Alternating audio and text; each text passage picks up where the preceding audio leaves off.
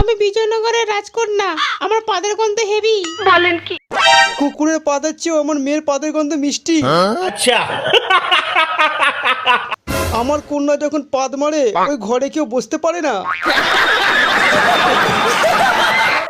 আমি যখন ঘরে নাচ করতে করতে যখন পাদ মারি, ছি ছি ছি।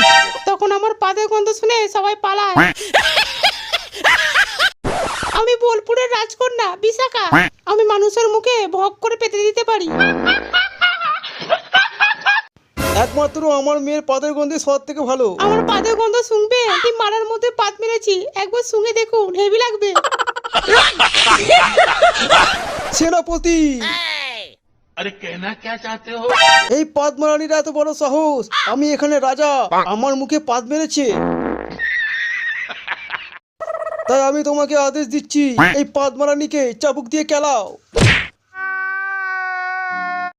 আমি জানতে চাই কোন অপরাধে আমার স্ত্রীর উপরে চাবুক চলছে। এই পদ মারানি আমার মুখে মুলো খেয়ে পেতেছে, তাই আমি একে চাবুক দিয়ে কেলাচ্ছি।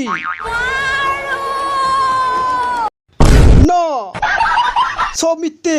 अच्छा আমার স্ত্রী কারোর মুখে পাততে পারে না। কি বললে তুমি? সুটিয়ে লাল করে দেবো, নোংরামি বার করে দেবো। চিরঞ্জিতের বউ মহারাজের মুখে পাদ মারার অপরাধে